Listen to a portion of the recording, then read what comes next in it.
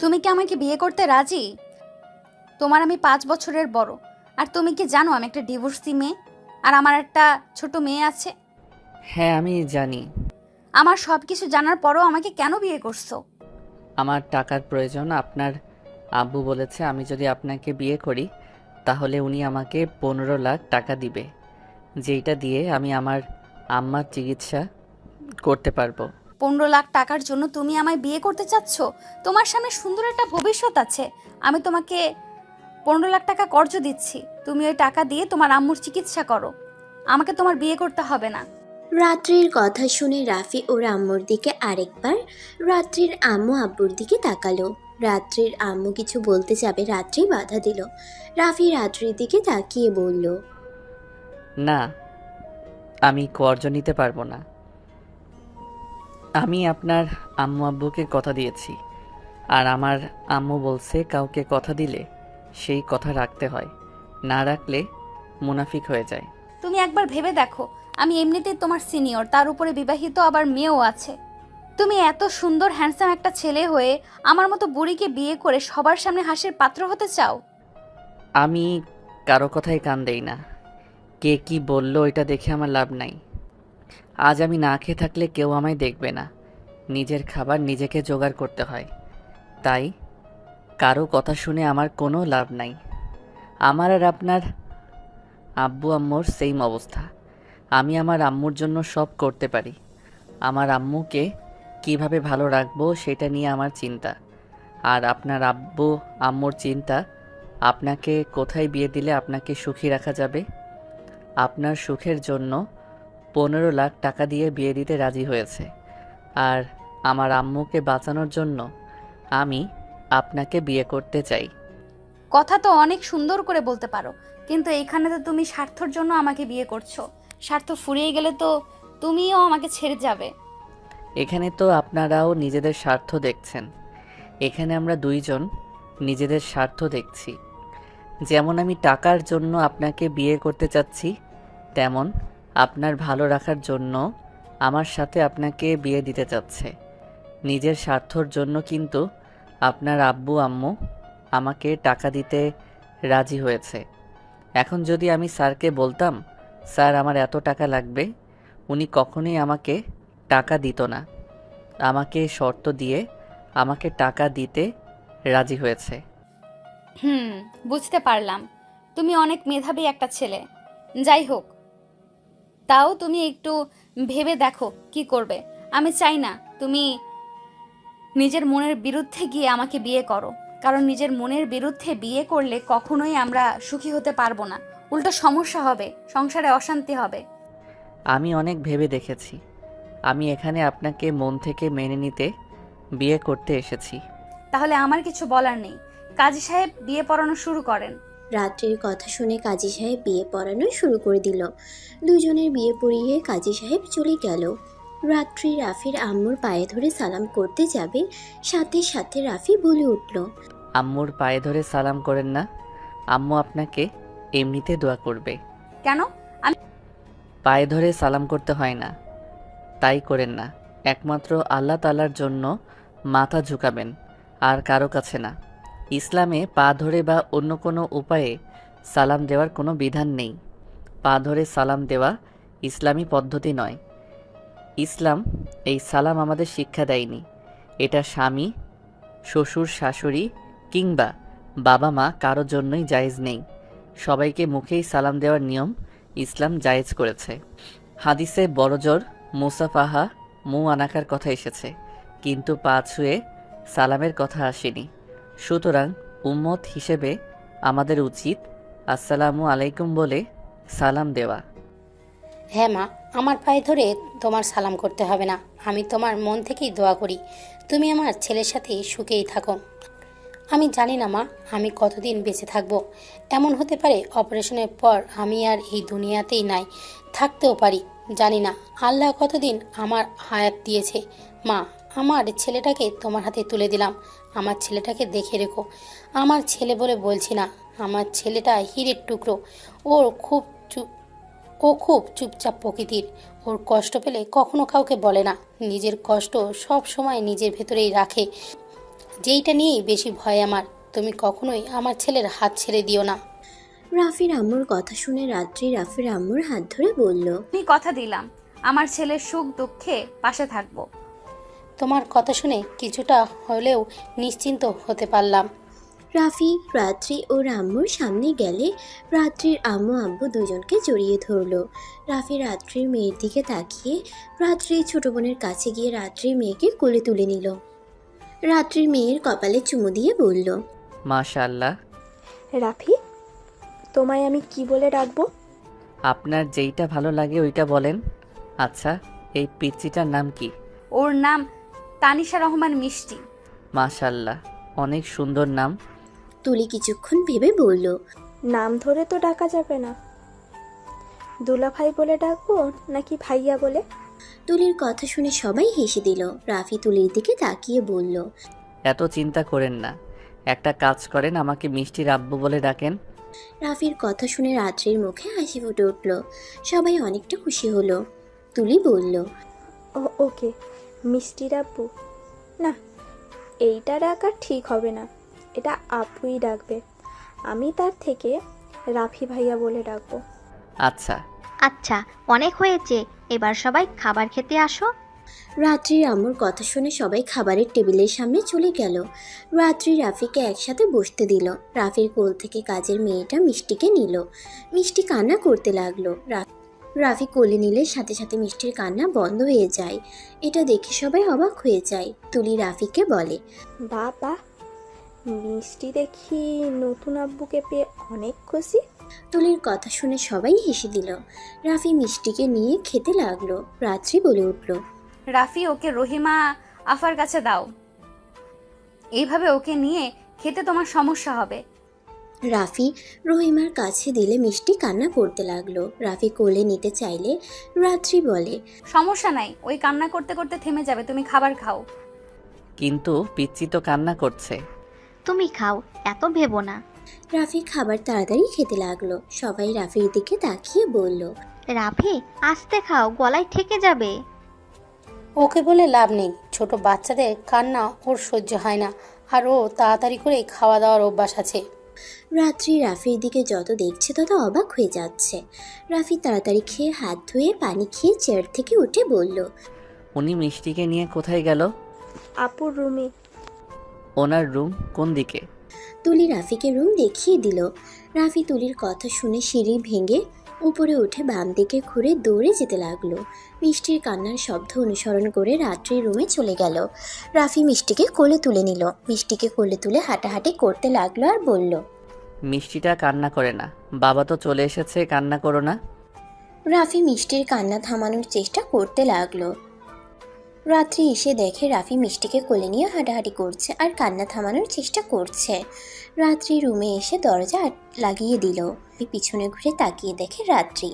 রাফি রাত্রিকে বলল, দেখেন না, মিষ্টি তো কান্না থামাচ্ছে না। আমার কাছে দাও, ওর ক্ষুধা লাগছে তাই কান্না করছে। রাত্রি রাফির হাত থেকে মিষ্টিকে নিল। রাত্রি মিষ্টিকে শুয়ে দিয়ে দুধ খাওয়াতে যাবে। রাফি লজ্জা পেয়ে সোফায় বসে থেকে নিচের দিকে তাকিয়ে থাকলো। রাত্রি আয়নার ভিতর দিয়ে রাফিকে দেখে ঠোঁটের কোণায় হাসি ফুটে উঠল। রাত্রি রাফিকে বলল, তুমি চাইলে পাশে শুয়ে থাকতে পারো, কতক্ষণ এখানে বসে থাকবে? না, সমস্যা নাই। আচ্ছা, আমি কি মিষ্টির সাথে খেলা করতে পারি? না মানে আমি অন্যদিকে তাকাবো, প্রমিস।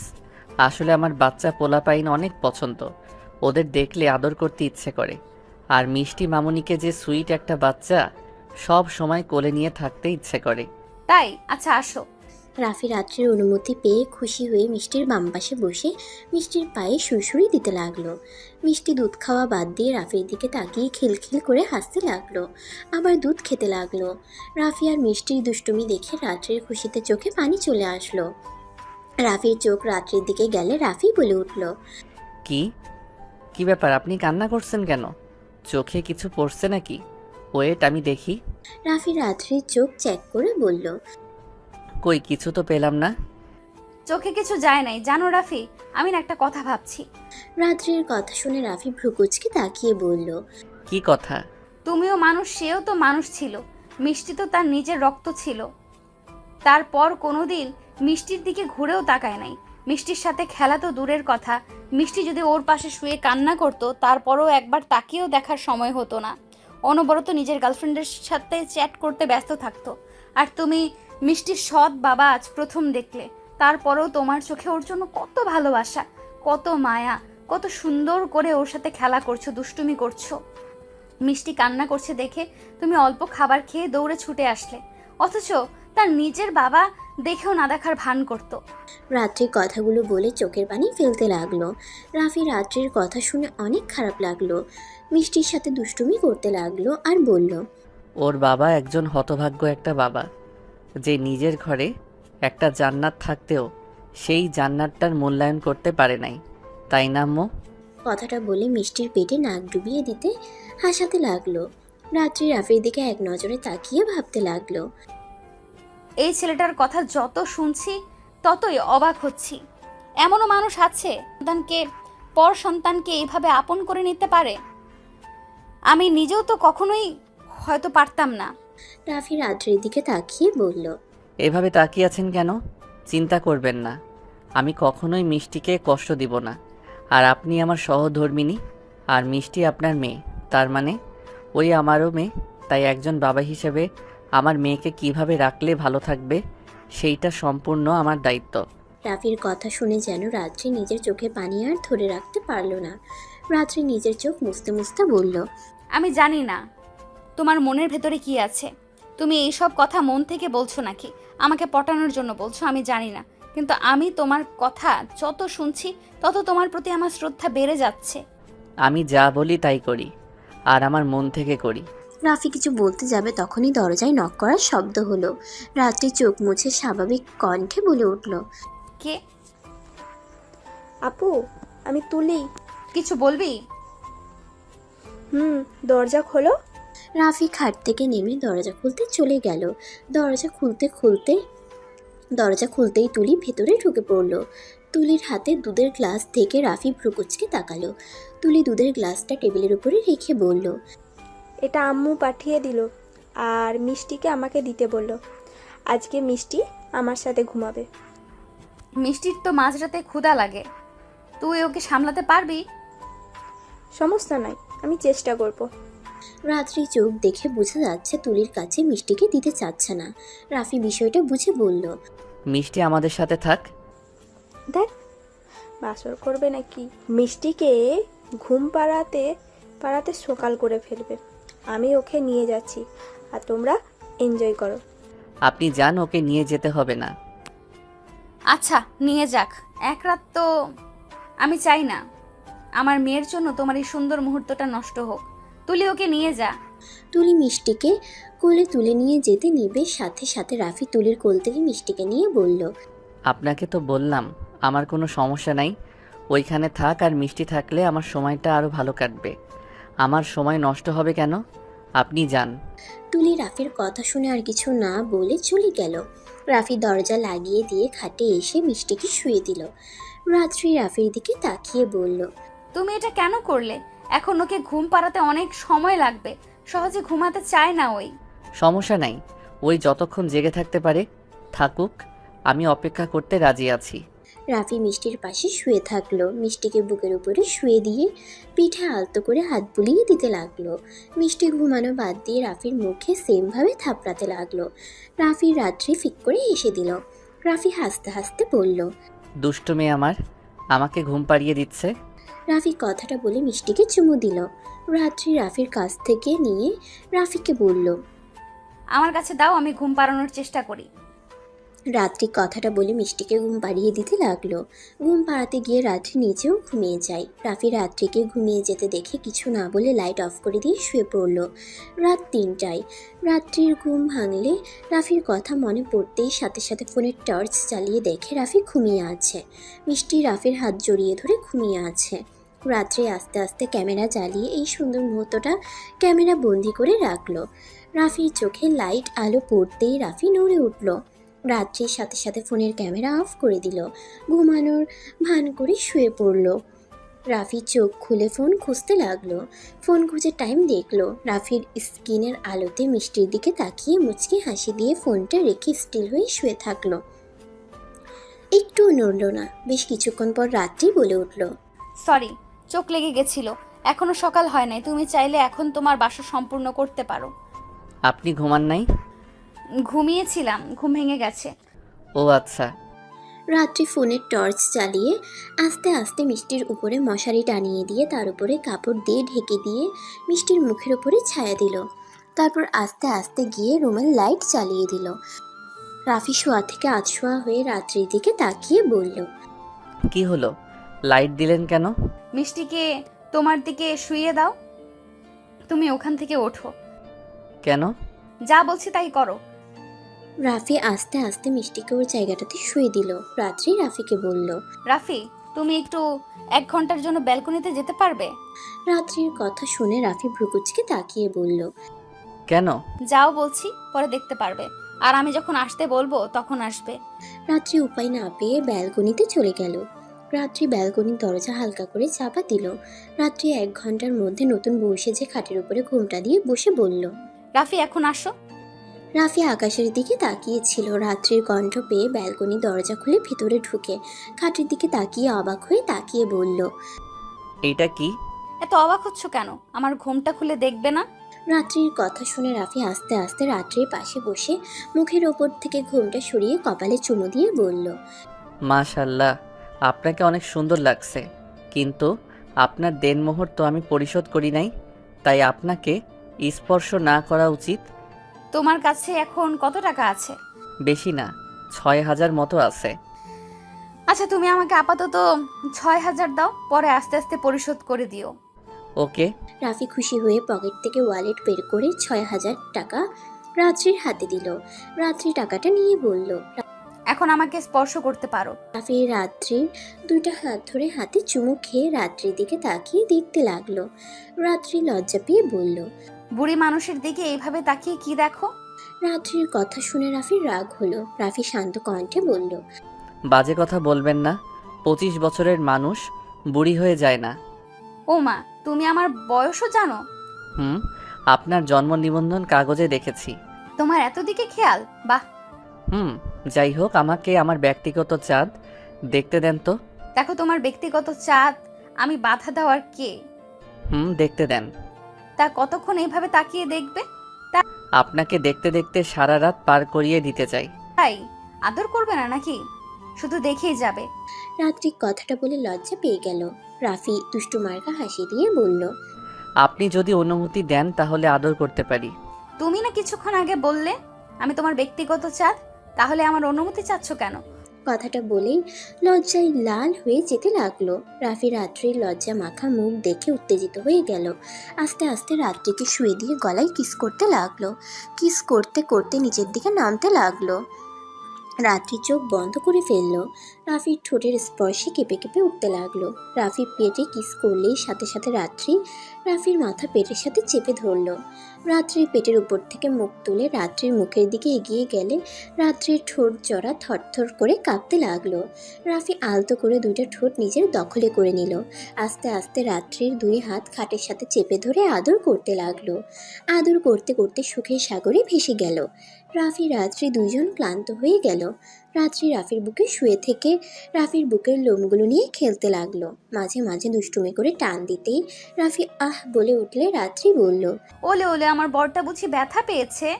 রাত্রির কথা শুনে রাফি বুকের উপর থেকে সরিয়ে নিচে ফেলে গালে আলতো করে কামড় দিয়ে দুষ্টুমি হাসি দিয়ে বলল। ওলে ওলে, আমার বউটা বুঝি ব্যথা পেয়েছে। রাফির কাণ্ড দেখে রাত্রি ফিক করে হেসে দিল। রাফিকে আলতো করে কয়েকটা কিল ঘুষিয়ে দিয়ে বলল, ফাজিল একটা, ঘুমাও। ঘুমাবো না, আপনাকে শান্তিতে জ্বালাতে দেন। এই দুষ্টু বরটা বলে কি? যা ঘুমাও, যাও ঘুমাও, সকালে উঠে নামাজ পড়তে হবে তো। আচ্ছা থাকেন, ঘুমাই। সকালে উঠতে না পারলে নামাজটা পড়তে পারবো না। রাফি রাত্রির উপর থেকে উঠে প্যান্ট পরে উঠতে যাবে। রাত্রি টান দিয়ে বুকের উপরে শুয়ে দিয়ে বলল, এই যে মিষ্টির আব্বু, শুনছেন?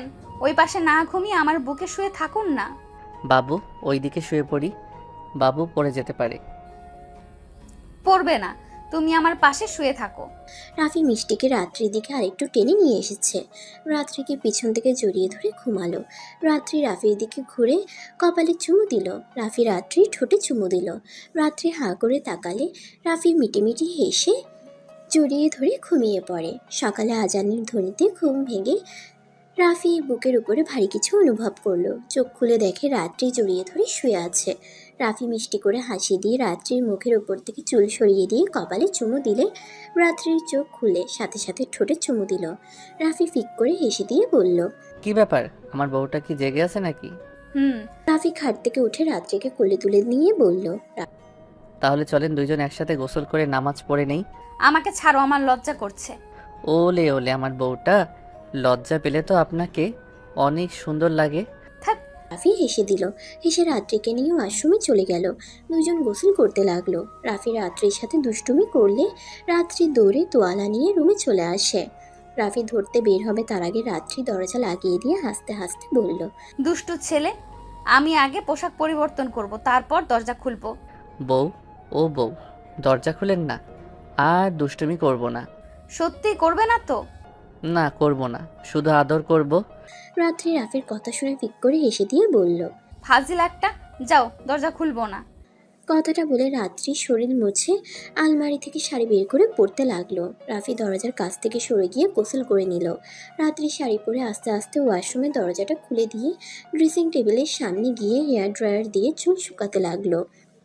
রাফি গোসল করে তোয়ালা পরে দরজা ধাক্কা দিতেই দরজা খুলে গেল। রাফি দরজা খুলে বের হয়ে দেখে রাত্রি চুল শুকাচ্ছে।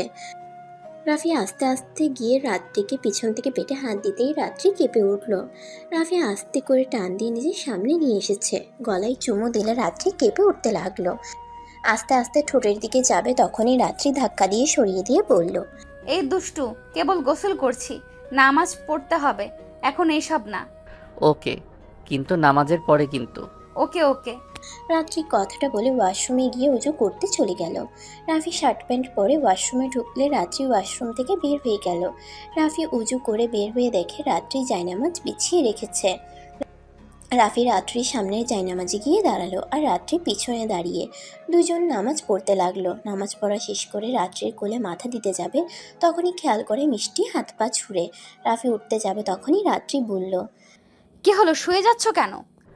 আমাদের রাজকুমারী জেগে গেছে, একাই খেলা করা শুরু করছে। রাত্রি পিছনে ঘুরে দেখে সত্যিই মিষ্টি জেগে গেছে। দুজন উঠে মিষ্টির কাছে গেল। রাফি মিষ্টির সাথে খেলতে লাগলো। রাত্রি বলল, আজকে অবাক করা বিষয়, তুমি আসাতে মিষ্টির অনেক পরিবর্তন দেখছি। গতকাল রাতে একটুও জ্বালাতন করলো না, আবার নামাজ পড়ছি, একাই খেলছি, একটুও কান্না করলো না। মিষ্টি বুঝে গেছে ওর আব্বু ওর কাছে সব সময় থাকবে, তাই কান্না করার কোনো দরকার নাই, তাই না মিষ্টি মামনি? কথাটা বলে রাফি মিষ্টিকে কোলে তুলে নিল। মিষ্টি রাফির কথার সাথে সাথে কথা বলার চেষ্টা করতে লাগলো। রাত্রি এটা দেখে বলল, বাবা, তোমার মেয়ে তোমার সাথে কথা বলার চেষ্টা করছে? হি হি হি, মেয়ে আমার বড় হয়ে যাচ্ছে, আর মেয়ে আমাকে আব্বুর হিসাবে মেনে নিয়েছে, তাই না মিষ্টি? তুমি আমাকে আব্বু হিসেবে মেনে নিয়েছো তো, তাই না? রাফির কথা অনুযায়ী মিষ্টি হাসতে লাগলো। রাত্রি রাফি আর মিষ্টি দুষ্টুমিগুলো দেখতে লাগলো। রাত্রি রাফিকে পিছন থেকে শক্ত করে জড়িয়ে ধরলো, চোখের পানি ছেড়ে দিল। রাফি বলল, কি হয়েছে, কান্না করছেন কেন? আমি কখনো ভাবতেও পারি নাই আমি তোমার মতো কাউকে আমার জীবন সঙ্গী হিসেবে পাবো। আমি সত্যিই নিজেকে ভাগ্যবতী মনে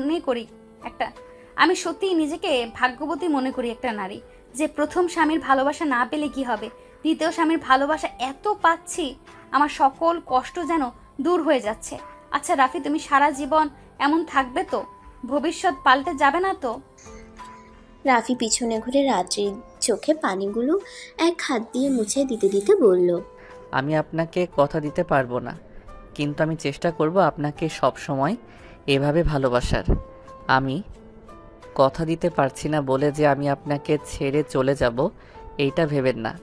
আমি মানুষ, আপনার মন কখন কেমন পরিবর্তন হয়ে যাবে আমি নিজেও তা জানি না, কিন্তু আমি সব সময় চেষ্টা করব আপনার ভালো রাখার, কষ্ট না দেওয়ার। এমন কথা বলো না, আমাকে ধোকা দিও না। তুমি যদি আমায় ধোকা দাও তাহলে বিশ্বাস, ভালোবাসা, এই দুইটা শব্দ আমার জীবন থেকে সারা জীবনের মতো চলে যাবে। আমি হয়তো দেহে বেঁচে থাকবো, কিন্তু ভেতরে একেবারের জন্যই মরে যাব। চুপ করেন, এমন কিছুই হবে না। আপনি আমার স্ত্রী, আপনি আসেন, আপনি থাকবেন সারা জীবন। যাই হোক, এইসব বাদ দেন। আমি বাবুকে নিয়ে বাহিরে হাঁটতে গেলাম। ওয়েট করো, ওকে খাওয়ায় নেই, তারপর নিয়ে যাও। রাত্রি মিষ্টিকে নিয়ে দুধ খাওয়াতে লাগলো আর রাফি বসে থেকে দেখতে লাগলো। রাফির এক আঙ্গুল মিষ্টি ধরে থাকলো। রাফি মিষ্টির হাতে চুমু দিল, তারপর রাত্রির কপালে চুমু দিয়ে বলল, আচ্ছা বউ, আপনি এত সুন্দর আবার মিষ্টি, কত কিউট একটা বাচ্চা। তারপর আপনার এক্স স্বামীর পর নারীর প্রেমে কিভাবে পড়লো? আসলে আমার সাথে ওর সাথে পারিবারিকভাবে বিয়ে হয়। ওই আমাকে নাকি বিয়ে করতে চায় নাই, ওর আব্বু আম্মুর কথা মতো আমাকে বিয়ে করে।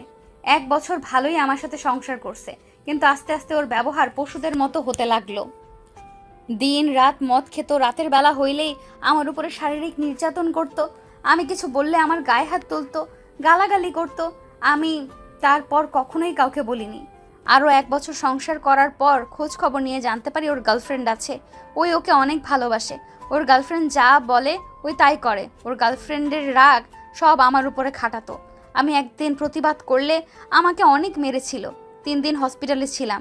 আব্বু আম্মু রেগে ডিভোর্স লেটার পাঠাতে বলেছিল, কিন্তু আমি রাজি হই নাই। আমি ভেবেছিলাম পোলাপাইন হইলে হয়তো একটু হলেও ভালো হতে পারে। মিষ্টি হওয়ার পর আরও বেড়ে গেল। মিষ্টিকেও দেখতে পারে না। যখন আর সহ্য করতে পারলাম না, তখন উপায় না পেয়ে ডিভোর্স দিতে বাধ্য হই। রাত্রির কথা শুনে রাফি বলল, এইসব ছেলেদের উপরে আমার এই জন্য রাগ হয়। বাবা মাকে যদি রাজি করাতে পারবি না, তাহলে প্রেম করতে যাস কেন? আর অন্য একটা মেয়েকে বিয়ে করে পরে ওই মেয়েটাকে জ্বালানোর কি দরকার? হুদাই মেয়েটার জীবন নষ্ট করস। এইসব ছেলেদের ইচ্ছে করে মেরে একদম কবরে পাঠিয়ে দেই। এমনিতে হারাম রিলেশন করে, আবার বিয়ে করে প্রেমিকার সাথে পরকীয়া শুরু করে দেয়। জানো, ওকে আমি অনেকটা ভালোবাসতাম।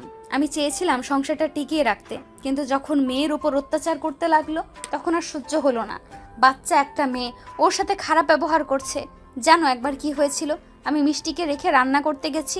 ওকে বলেছিলাম মিষ্টিকে দেখে রাখতে। মিষ্টি কান্না করছিল আর বিরক্ত হয়ে মিষ্টির মুখের উপরে বালিশ রেখে দিয়েছিল। আমি রুমে মাথা ব্যথার মেডিসিন খেতে না আসলে হয়তো আমার মেয়েটা মারাই যেত। রাত্রির কথা শুনে রাফির রাগে শরীর কাঁপতে লাগলো। রেগে বলল, ওই কি মানুষ নাকি জানোয়ার? নিজের সন্তানের সাথে কেউ এমন ব্যবহার করতে পারে? আমার বিশ্বাস হচ্ছে না। ছি। আমি জানি না। আচ্ছা থাকেন, আমি ওকে নিয়ে গেলাম। ওয়েট করো, ওর পোশাকটা পরিবর্তন করে দেই। রাত্রি মিষ্টিকে রাফির কাছে রেখে মিষ্টির জামা প্যান্ট নিয়ে এসেছে। পরিয়ে দিতে গেলে মিষ্টি দুষ্টুমি করতে লাগলো। রাফি মিষ্টিকে 2 হাত ধরে থাকলো। রাত্রি জামা প্যান্ট পরে নিল। তারপর রাফি মিষ্টিকে কোলে নিয়ে ঘাট থেকে নেমে রাত্রির কপালে চুমু দিয়ে বের হয়ে গেল। রাত্রি ওদের পিছন পিছন গিয়ে সদর দরজা লাগিয়ে দিয়ে আসলো। রাফি মিষ্টিকে নিয়ে হাঁটাহাঁটি করে 8টার দিকে বাসার দিকে রওনা দিল। আর এইদিকে রাত্রিকে বসে থেকে টিভি দেখতে দেখে রাত্রির আম্মু বলে উঠল, কি ব্যাপার, তুই এখানে? মিষ্টি কোথায়? ও কি ঘুমাচ্ছে? না, উনি তার বাবার সাথে হাঁটতে গেছে। আমি শুনলাম মিষ্টি নাকি রাতে তোদের কাছে ছিল। রাফি রাগ করে নাই? তুই গতকাল রাতে মিষ্টিকে তুলির কাছে রাখলেই পারতি। বাইরের একটা ছেলে, রাগ হওয়া স্বাভাবিক। আম্মু, তুমি যা ভাবছো তেমন কিছুই হয় নাই। রাফি নিজেই মিষ্টিকে রেখে দিয়েছিল। আমি বলেছিলাম, কিন্তু রাফি শোনে নাই। আম্মু জানো, রাফি না অনেক ভালো। জানি একদিনে কখনোই কাউকে চেনা যায় না, কিন্তু আমার মন বলে ও যা বলে, যা করছে ওই মন থেকেই করছে। মিষ্টিও রাফিকে অনেক পছন্দ করে। রাফি যা বলে মিষ্টিও মুখে জবাব দেওয়ার চেষ্টা করে। জানো, ওই সারা রাত কত জ্বালাতন করে। গতকাল একদম করে নাই। সকালে উঠে একাই হাত পা ছোড়াছুড়ি করছিল। ওদের দুজনকে দেখলে মনে হয় সত্যিকারেই রাফি ওর আব্বু আর ও রাফির মেয়ে। রাত্রির কথা শুনে ওর আম্মু রাত্রির পাশে বসে বলল, আমরা তাহলে রাফিকে তোর জন্য চয়েস করে ভুল করি নাই। একে বলে আদর্শ মায়ের আদর্শ ছেলে। রাফি আমাদের অফিসে জব করে। আমি সব সময় ওকে খেয়াল করতাম। ও অফিসের সবার আগে আসবে, সব কাজ নিজের মনে করে কাজ করে। এখন পর্যন্ত ওর কোনো রিপোর্ট আমার কাছে নাই। তোর আব্বু অনেক পছন্দ ছিল, কখনো বলে নাই। রাফির সম্পর্কে খোঁজখবর নিয়ে জানতে পারে রাফির এই দুনিয়াতে ওর আম্মু ছাড়া কেউ নাই। বস্তির সবাই ওদের অনেক প্রশংসা করেছে। রাত্রির আম্মু আর কিছু বলতে যাবে তখনই রাফির আম্মু এসে হাজির হলে রাত্রি উঠে রাফির আম্মুকে সালাম দিল। আসসালামু আলাইকুম আন্টি, আপনার শরীর এখন কেমন? রাতে ভালো ঘুম হয়েছে কি? কোনো অসুবিধা হয় নাই তো? রাত্রির দিকে মিষ্টি করে হাসি দিয়ে বলল, ওয়ালাইকুম আসসালাম, আলহামদুলিল্লাহ অনেক ভালো ঘুম হয়েছে। ওর শরীরটাও মোটামুটি ভালো আছে। আর তুমি আমাকে আম্মু বলতে পারো না, আন্টি কি? হ্যাঁ, ও হ্যাঁ, দাদুমণি রাফি কোথায়? ওরা বাইরে হাঁটাহাঁটি করতে গেছে। আর সরি আম্মু। আচ্ছা আপনি বসেন, আমি চা নিয়ে আসছি। আম্মু তুমিও কি খাবে? তাহলে তোমার জন্য নিয়ে আসবো। আচ্ছা নিয়ে আয়। রাফির আম্মুকে বসিয়ে দিয়ে রাত্রি চা বানাতে চলে গেল। রাফির আম্মু আর রাত্রির আম্মু দুজনে বসে গল্প করতে লাগলো। রাফি সদর দরজায় নক করতেই রাত্রি দুজনকে চা দিয়ে দরজা খুলতে চলে যায়। দরজা খুলে রাফি আর মিষ্টি দাঁড়িয়ে আছে। রাফি একদম ঘেমে গেছে। রাত্রিকে দেখে মিষ্টি কোলে উঠল। রাত্রি শাড়ির আঁচল দিয়ে রাফির মুখের বুকের ঘাম মুছে দিতে দিতে বলল, বাপ বেটির হাঁটাহাঁটি হয়ে গেছে? হয়ে গেছে। আম্মু কি উঠেছে? সবাই উঠে গেছে, তুমি বসো, আমি চা বানিয়ে দেই। কথাটা বলে তিনজন বসার ঘরে চলে গেল। গিয়ে দেখে তুলি রাত্রি চা নিয়ে খাচ্ছে। রাত্রিকে দেখে মিঠে মিঠে হাসতে লাগলো। রাত্রির রাগের লোক নিয়ে তাকালো, পরে আবার হেসে দিল। রাফি সবার সামনে গিয়ে সালাম দিল। সালামের উত্তর দিয়ে রাফি ওর আম্মুর কাছে বসে বলল, আম্মু, আপনাকে নিয়ে হসপিটালে যাব। আপনি কষ্ট করে একটু রেডি হয়ে নিয়েন। আচ্ছা, দাদুমণিকে আমার কাছে দাও তো। রাত্রি রাফির আম্মুর কোলে নিয়ে রান্নাঘরে যেতে নিবে তখনই রাফি বলল, আপনি কি চা নিয়ে আসতে যাচ্ছেন নাকি? ওয়েট, আমি একটু চা বানানো দেখব। রাফি কথাটা বলে রাত্রির পিছন পিছন রান্নাঘরে গেল। রাত্রি রাফিকে চা বানাতে দেখাতে যাবে তখনই রাফি পিছন থেকে জড়িয়ে ধরে বলল, চা বানাতে হবে না, 1 কাপ হইলে দুইজন একসাথে খাবো। এই ফাজিল ছাড়ো, কেউ এসে যাবে কিন্তু। কেউ আসবে না। রাফি রাত্রিকে নিজের দিকে ঘুরিয়ে চা কাপে ঢেলে রাত্রিকে খেতে দিল। রাত্রি চুমুক দিতেই ঠিক সেই জায়গায় ঠোঁট লাগিয়ে চুমু দিয়ে বলল, আহ কি মজা। রাফির কথা শুনে রাত্রি ফিক করে হেসে দিয়ে বলল, সরো ফাজিল, চিনি ছাড়া চা মজা হয় কিভাবে? রাফি রাত্রির ঠোঁটে চুমু দিয়ে বলল। এই তো চিনি নিয়ে নিলাম। রাত্রি রাফির পাগলামি দেখে হাসতে লাগলো। রাফি মুগ্ধ নয়নে তাকিয়ে দেখতে লাগলো। রাত্রি হাসতে হাসতে সামনের দিকে ঘুরে চায়ের কাপে চিনি দিয়ে গুলাতে লাগলো। তুলি চায়ের কাপ রাখতে এসে ওদের এসব দেখে জোরে হেসে উঠলে সাথে সাথে রাফি হাসির শব্দ শুনে পিছনে ঘুরে তুলিকে দেখে বলল, বাহ, কি রোমান্টিক দুলাভাই আমার। শুনো, রোমান্স রুমে গিয়ে করো, রান্নাঘরটা ছেড়ে দাও। রাত্রি তুলির কথা শুনে রাগের লোক নিয়ে রাফির দিকে তাকালে রাফি মাথার পিছনে হাত দিয়ে বলল, আপনি এখানে কি করছেন? আমি তো চায়ের কাপগুলো রাখতে এসেছি। আমি সত্যি ভাবতে পারি নাই এমন দৃশ্য দেখব, আগে জানলে আসতাম না। কথাটা বলে হাসতে হাসতে বের হয়ে গেল। রাফি রাত্রিকে আবার ধরতে যাবে। রাত্রি হালকা করে ধাক্কা দিয়ে বলল, যাও তো রুমে। তুলি না হয়ে যদি আম্মু আসতো তাহলে কি হতো? যাও এখান থেকে। আরে বাবা, এভাবে তাড়িয়ে দিচ্ছেন কেন? চাটা তো খেতে দেন। রাত্রি রাফির হাতে চাটা দিয়ে চলে গেল মিটিমিটি হেসে। রাফি অসহায়ের মতো রাত্রি চলে যাওয়ার দিকে তাকিয়ে চা খেতে লাগলো। চা খেয়ে কাপ ধুয়ে রান্নাঘর থেকে বের হলো। তুলি রাফিকে দেখে হাসা শুরু করলো। রাফি লজ্জা পেয়ে গেল। রাফির আম্মু জিজ্ঞেস করলো, কি হয়েছে তুলি? তুমি দেখছি অনেকক্ষণ ধরে হাসছো, আমাদের বলো, আমরাও একটু হাসি। রাফির আম্মুর কথা শুনে রাফি লজ্জা পেয়ে গেল। তুলির দিকে রাগের লোক নিয়ে তাকাতেই তুলি হাসতে হাসতে বলল, আন্টি, ওইটা আপনাদের শোনানো যাবে না। তুলি, তোর ভার্সিটিতে ক্লাস আছে, রেডি হওয়া বাদ দিয়ে এইখানে বসে থেকে হিহি করে হাসছিস কেন? আপু, আজকে শুক্রবার। ও যা পড়তে বসে গা। আমাকে যেতে হবে না, তুমি আর ভাইয়া রুমে যাও, তোমাদের রুমে যাওয়া দরকার। কথাটা বলে তুলি হাসতে লাগলো। রাত্রির আম্মুর বুঝতে বাকি রইল না। রাত্রির আম্মুর আগে লোক নিয়ে তাকালে তুলি হাসি থামিয়ে চলে গেল। রাত্রি সোফায় বসলে রাফি সিঁড়ি ভেঙে উপরে চলে গেল। 10টার দিকে রাফি রেডি হয়ে নিচে নামলো। খাবার খেয়ে ওর আম্মুকে নিয়ে বের হলো। রাত্রি যেতে চাইলে রাফি নিল না। রাফি বাইরে গিয়ে একটা রিক্সা নিল। দুজন উঠে হসপিটালের দিকে যেতে লাগলো। বেশ কিছু দূর যেতেই হঠাৎ রাফির আম্মু বলে উঠল, রাফি, তুমি আমার জন্য এমন একটা সিদ্ধান্ত কিভাবে নিলে? আম্মু, আপনি তো আমাকে বলেছেন সব সময় ভালো কাজ করতে, আর ডিভোর্সি মেয়েকে বিয়ে করা তো খারাপ কিছু না। আর উনি অনেক ভালো, ওনার আব্বু আম্মুও অনেক ভালো, সেখানে আমার কোনো সমস্যা নাই। আপনি একটা জিনিস বুঝতে পারছেন না, উনি যদি খারাপ হতো তাহলে আমাকে কখনোই বিয়ের সময় বলতো না। টাকা কর্জ দিবে তাকে বিয়ে করতে হবে না, উনি আমাকে বারবার ভেবে দেখতে বলছে। আম্মু, আমি ওনার সাথে যতটা মিশে বুঝলাম, উনি শুধু একটু ভালোবাসা চায়, আর ভালোবাসা দিতে তো আর পয়সা লাগে না, একটু ভালো ব্যবহার, একটু ভালোবাসা পেতে চাই। হ্যাঁ, আমারও রাত্রিকে অনেক ভালো লেগেছে। কথা বলার ধরন, ভঙ্গি অনেক ভালো, কিন্তু তুমি আমার একমাত্র সন্তান। আমি চাচ্ছিলাম না আমার জন্য তুমি এভাবে বিক্রি হয়ে যাও। আম্মু, আমি বিক্রি হয়েছি, এটা আমি মানছি, চিন্তা করবেন না। আপনি সুস্থ হয়ে যান, আর আমি আবার পড়াশোনা শুরু করব, সাথে জব করব। ইনশাল্লাহ একদিন আমি ঠিক ওনার 15 লাখ টাকা ফিরিয়ে দিব। ফিয়া মানিল্লাহ। রাফি আর রাফির আম্মু দুজন গল্প করতে করতে হসপিটালে চলে গেল। হসপিটালে গিয়ে চেক আপ করে ডাক্তারের সাথে কথা বলে হসপিটাল থেকে বের হলো। রাত্রে অনেকবার কল দেওয়াতে রাফি কল ব্যাক করলো। কল রিসিভ করতেই রাফি বলল, আসসালামু আলাইকুম, আপনি কল দিয়েছিলেন, দুঃখিত খেয়াল করি নাই, ফোনটা মিউট করা হয়েছিল। সালামু আলাইকুম। ওয়ালাইকুম সালাম। তোমরা এখন কোথায়? আমরা কেবল হসপিটাল থেকে বের হইলাম। মিষ্টি আম্মু কি করে? দুধ খাচ্ছে। ও আচ্ছা, থাকেন, বাসায় গিয়ে কথা হবে। রাফি কথাটা বলে যে ফোনটাকে রাখতে যাবে, সাথে সাথে রাফির আম্মু রাফিকে ধাক্কা মেরে ফেলে দিল। রাফি সোজা ল্যাম্পপোস্টের সাথে ধাক্কা খেয়ে হাতে ব্যথা পেয়ে পড়ে গেল। রাফি একটা শব্দ শুনে সামনের দিকে তাকাতেই দেখে একটা ট্রাক রিক্সাটা ভেঙে গুঁড়া করে ফেলছে। রাফির আম্মু রিক্সার সাথে ঝুলে পড়ে আছে, রিক্সাওয়ালার সামনে চাকার নিচে পড়ে আছে। রাফি চিৎকার দিয়ে উঠল। আম্মু, কথাটা বলে রাফি উঠে দৌড়ে গিয়ে ওর আম্মুর কাছে চলে গেল।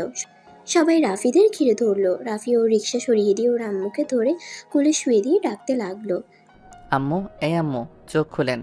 আম্মু, এই আম্মু, আমার অনেক ভয় করছে। আম্মু, চোখ খুলেন না। রাফির ডাকাডাকিতে রাফির আম্মু জোরে একটা নিঃশ্বাস নিয়ে চোখ খুলে রাফির গালে হাত দিতে বলল। আপু, তুমি ঠিক আছো? রাফির আম্মু কথাটা বলে রাফির কোল থেকে ঢলে পড়লো। মুখের কাছ থেকে হাত পড়ে গেল। রাফি চিৎকার করে উঠল। একজন চেক করে বলল রাফির আম্মু আর বেঁচে নেই। রাফি যেন পাগলের মতো করতে লাগলো। আম্মু গো, ও আম্মু, আমাকে ছেড়ে চলে যেতে পারেন না। আম্মু গো, ও আম্মু, আমি আপনাকে ছাড়া কিভাবে থাকবো? আপনি যে আমার শেষ ভরসা ছিলেন, সে আপনি আমাকে একা করে চলে গেলেন। আম্মু গো, ও আম্মু, এভাবে চলে যাইয়েন না। রাফির কান্না শুনে সবার চোখে পানি, আর ধরে রাখতে পারলো না। আর এদিকে রাত্রির ফেসবুকিং করছিল। হঠাৎ একটা লাইভ দেখে চোখ থমকে গেল। রাত্রির হাত থেকে ফোন পড়ে গেল। রাত্রি এক মুহূর্ত অপেক্ষা না করে মিষ্টিকে রেখে দৌড়ে নিচে নেমে গেল। সবাই অবাক হয়ে জিজ্ঞেস করলো, রাত্রি কোথায় যাচ্ছিস? এভাবে দৌড়াচ্ছিস কেন? আম্মু, রাত্রিকে দেখো। আম্মু, রাফি। রাত্রি এইটুকু কথা বলে দৌড়ে বের হয়ে গেল। রাত্রি ওর গাড়ির চাবির জন্য আবার দৌড়ে ভিতরে এসেছে। ওর আম্মুর রুম থেকে গাড়ির চাবি নিয়ে দৌড়ে চলে গেল। গাড়ি নিয়ে সোজা অ্যাক্সিডেন্টের জায়গাতে পৌঁছে দেখে কেউ নাই, কিছু মানুষ শুধু আফসোস করছে। রাত্রি নেমে ওনাদের জিজ্ঞেস করলো, ভাই, এখানে যে একটা অ্যাক্সিডেন্ট হয়েছে, ওই মানুষগুলো কোথায় গেছে? লোকটা বলে দিল পুলিশ এসে নিয়ে গেছে। রাত্রি আর দেরি না করে থানার উদ্দেশ্যে বের হলো। থানায় গিয়ে দেখে রাফি ওর আম্মুর পাশে বসে পাগলের মতো কান্না করছে। রাত্রি গেলে রাফি রাত্রিকে জড়িয়ে ধরে বলল, আপনি এসেছেন, আম্মুকে বলেন না চোখ খুলতে। আম্মু কেন চোখ খুলছে না?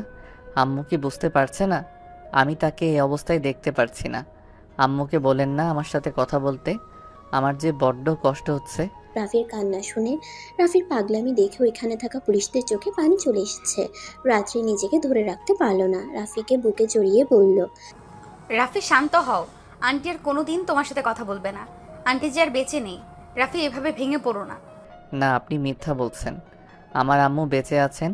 এই আম্মু, ওঠেন না, সবাইকে প্রমাণ করে দেন আপনি বেঁচে আছেন।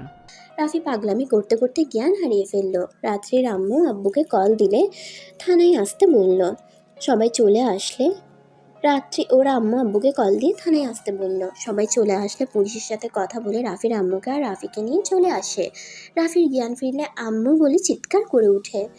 রাফিকে রাত্রি শক্ত করে ধরে বলল, রাফি এভাবে ভেঙে পড়ো না। রাফি, সবাই তোমার জন্য অপেক্ষা করছে। শেষবারের মতো তোমার আম্মুকে দেখে নাও। যাও রাফি। রাফি দৌড়ে ওর আম্মুর খাটিয়ার কাছে গিয়ে লাস্ট বারের মতো মুখটা দেখে কান্না করতে লাগলো। রাত্রির আব্বু রাফিকে ধরে নিয়ে গেল। রাফিকে পাঞ্জাবি পরিয়ে উজু করিয়ে নিয়ে গেল। জানাজা পরিয়ে রাফির আম্মুকে কবর দিতে চলে গেল রাত্রিদের নিজস্ব কবরস্থানে। রাফি ওর আম্মুকে কবর দিয়ে দিল। সবাই চলে গেলেও রাফি কবরের পাশে বসে থেকে কান্না করতে করতে বলল, আম্মু গো, আমি নিজেকে সামলাতে পারছি না। আমি জানি এভাবে কান্না করা আমার ঠিক হচ্ছে না, কিন্তু আম্মু, আমি আমার মনকে কিভাবে বোঝাবো? আপনি যে আমার প্রাণ ছিলেন, প্রাণ চলে গেলে কিভাবে নিজেকে সামলাবো আম্মু? রাফি কথাগুলো বলে কান্না করতে লাগলো। রাত্রির আব্বু রাফিকে ধরে তুলে নিয়ে যেতে লাগলো। রাফি দৌড়ে আবার কবরের পাশে গিয়ে কান্না করতে করতে বলল, আঙ্কেল, আমি আম্মুকে ছাড়া কিভাবে একা চলে যাব? আমি যে আম্মুর মুখ না দেখে এক মুহূর্ত থাকতে পারি না। আম্মুর মুখে বাবা ডাক না শুনলে যে আমার ঘুম ভাঙতে চায় না। আঙ্কেল, আমার আম্মু তো আমায় ছেড়ে চলে গেল। আম্মু কেন আমাকে তখন ধাক্কা দিল? আজ যদি আম্মুর সাথে একসাথে চলে যেতে পারতাম তাহলে ভালো হইতো। রাফির কথাগুলো শুনে রাত্রির আব্বু চোখের পানি মুছে রাফিকে বুঝিয়ে বাসায় নিয়ে আসলো। 5 দিন পর রাত্রি রাফির কাছে বসে বলল, রাফি এভাবে না খেয়ে কতদিন থাকবে? তুমি কি ভাবছো তোমাকে এভাবে ভেঙে পড়তে দেখে তোমার আম্মু অনেক ভালো থাকবে? আপনার যদি প্রিয় মানুষ মারা যেত তাহলে বুঝতে পারতেন। আপনার তো হারাই নাই, হারিয়েছে তো আমার। তাই আমার ব্যথা আমি বুঝবো, আপনি আমার ব্যথা অনুভব করতে পারবেন না। রাফি কথাটা বলে ব্যালকনির দিকে চলে গেল। রাত্রি আর কিছু বলল না। রাত্রির মনটা খারাপ হয়ে গেল। রাত্রি মিষ্টিকে কোলে নিয়ে মিষ্টিকে ঘুম পাড়ানোর চেষ্টা করতে লাগলো। হঠাৎ করে রাফির ফোনে কল আসলে রাফিকে রাত্রি ডাক দিল। রাফি, তোমার ফোন বাজে। রাফি ব্যালকনি থেকে এসে ফোনটা হাতে নিয়ে দেখে থানা থেকে কল দিয়েছে। রাফি কলটা রিসিভ করলে পুলিশ রাফিকে যা বলল রাফি যেন নিজের কানকে বিশ্বাস করতে পারছে না। পুলিশ রাফিকে বলল, আপনাদের গাড়িতে ইচ্ছে করে ধাক্কা দেওয়া হয়েছিল। আমি ড্রাইভারকে ধরছি। ওনাকে মারার পর সব সত্যি বলে দিয়েছে। রাফি কথাটা শুনে, ওনাকে কে মারতে বলছে? পুলিশ বলল, শফিক তালুকদার। কথাটা শুনে অবাক হয়ে গেল। রাফি বলল, শফিক তালুকদার? আচ্ছা, ওনাকে ছেড়ে দেন, বাকিটা আমি দেখছি। পুলিশ রাফির কথা শুনে অবাক হয়ে গেল। আপনি কি বলছেন? উনি আপনার আম্মুকে মেরে ফেলেছে আর আপনি তাকে ছেড়ে দিতে বলছেন? রাফি এক হাত মুঠো করে বলল, ওনার কি দোষ? আসল কালপিট যে তাকে ধরতে পারবেন না। তাকে ধরার জন্য অনেক প্রমাণ লাগবে। হুদাই ওই লোকটাকে ধরে লাভ নাই। ওকে একদিন জেলে রাখতে পারবেন না। একবার বাহিরে নিয়ে যাবেন তো ওনার মৃত্যু নিশ্চিত। রাফির কথা শুনে অবাক হয়ে গেল। পুলিশ বলে, লোকটা অলরেডি মারা গেছে, বিষ খেয়েছিল মনে হয়। আচ্ছা, আমি রাখছি, পরে আপনার সাহায্য লাগলে জানাবো। রাফি কথাটা বলে ফোনটা রেখে হাতের কাছে থাকা গ্লাসটা সজোরে আছাড় মারলো আর চিৎকার করে উঠল। রাত্রি ভয় পেয়ে গেল। রাফি হাঁটু গেড়ে বসে পড়ল। কান্নায় ভেঙে পড়তে লাগলো আর বলতে লাগলো, আমি আপনাকে শান্তিতে থাকতে দিব না। আমি আপনাকে তিলে তিলে মেরে ফেলবো। আমার থেকে আমার আম্মুকে কেড়ে নিয়েছেন, আমি আপনার থেকে সব কিছু কেড়ে নিব। কথাগুলো বলে কান্না করতে লাগলো। রাত্রি রাফির কাঁধে হাত দিয়ে বলল, রাফি, কে কল করেছিল আর কি হয়েছে? বিড়বিড় করে কি বলছো? আমার আম্মুকে ওরা বাঁচতে দিল না। আমার আম্মুকে মিথ্যা অপবাদ দিয়ে গ্রাম থেকে বের করে দিয়েছিল। আমাকে নিয়ে এত দূর চলে এসেছে, তারপর ওই আমার আম্মুকে মেরে ফেললো। কার কথা বলছো? আমার জন্মদাতা পিতার কথা বলছি।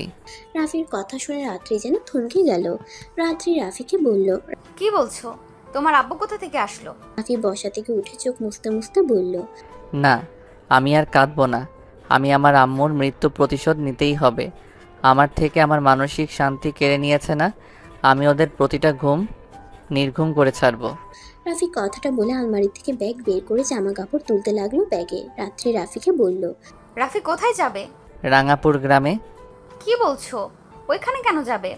রাফি রাত্রির কোল থেকে মিষ্টিকে কোলে তুলে আদর করতে লাগলো। তারপর রাত্রির কোলে তুলে রাত্রির কপালে চুমু দিয়ে বলল, বউ, আমি আমার জন্মস্থানে যাচ্ছি। আমি জানি না আমি বেঁচে আসতে পারবো কি না। যদি বেঁচে আসি তাহলে আপনার সাথে সুখে একটা সংসার করব। আর যদি বেঁচে না থাকি আমায় আপনি ক্ষমা করে দিয়েন। শুধু একটা কথা মনে রেখেন, আমি আপনাকে ভালোবাসি। আর আমি যদি 1 বছরের ভিতরে না ফিরি তাহলে আপনি অন্য কাউকে জীবনসঙ্গী হিসেবে বেছে নিয়েন।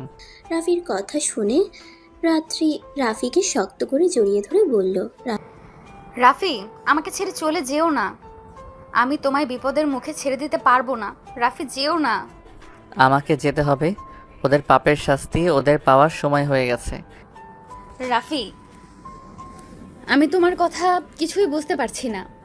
আমাকে বলবে প্লিজ, কি এমন হয়েছে? কেন তুমি প্রতিশোধ নিতে যাচ্ছ? রাফি রাত্রির কোনো কথার উত্তর না দিয়ে কপালে চুমু দিয়ে ব্যাগ নিয়ে বের হয়ে গেল। 18 বছর পর।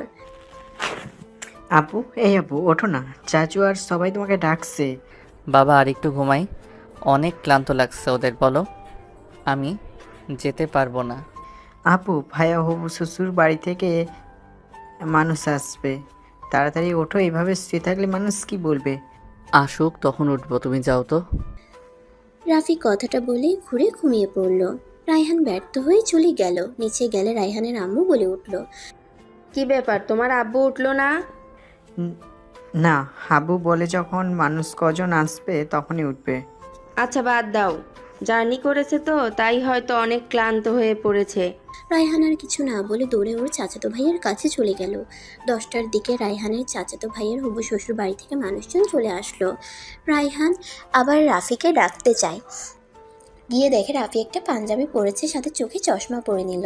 রায়হানের দিকে তাকিয়ে বলল, কিছু বলবে? ভাইয়া, হবু শ্বশুর বাড়ি থেকে সবাই চলে এসেছে। আচ্ছা চলো। রাফি রায়হানের হাত ধরে সিঁড়ি ভেঙে নিচে নামতে লাগলো। রাফি বসার ঘরে গিয়ে সালাম দিল। সালামের উত্তর দিতেই মানুষগুলো রাফির দিকে তাকাতেই রাফি চমকে গেল। রাফিকে দেখিয়ে রাফির চাচাতো ভাই রাকিব বলল, আঙ্কেল, এটা আমার বড় চাচুর ছেলে রাফি। এটা রনির নানা, শ্বশুর, নানি, শাশুড়ি, খালু, খালা। রায়হান রাফিকে পিছন থেকে বলল, আপু চলো বসবে। এটা কি আপনার ছেলে? তুলির কথা শুনে রাফি ভাবনার জগৎ থেকে বের হয়। রায়হানের দিকে একবার তাকালো, আবার তুলির দিকে একবার তাকালো। হ্যাঁ, আমি আব্বুর ছেলে। খালামণি, আয়ন ভাইয়া আসে নাই? না, তোমার আয়ান ভাইয়া তোমার ভাবিকে ছাড়া থাকতে পারে না তো। ও আচ্ছা। রায়হান কথাটা বলে দৌড়ে চলে গেল। তুলি রাফিকে বলল, দাঁড়িয়ে আছেন কেন, বসেন। রাফি রাকিবের পাশে গিয়ে বসলো। মাথা নিচু করে রাখলে সবাই কিছুটা অবাক হয়ে যায়। রাকিব রাফিকে বলল, কি ব্যাপার, তুই এভাবে নিচের দিকে তাকিয়ে আছিস কেন? আচ্ছা, কার সাথে রনির বিয়ে ঠিক করছো ভাইয়া? কেন, আপনি জানেন না কার সাথে বিয়ে ঠিক করেছে?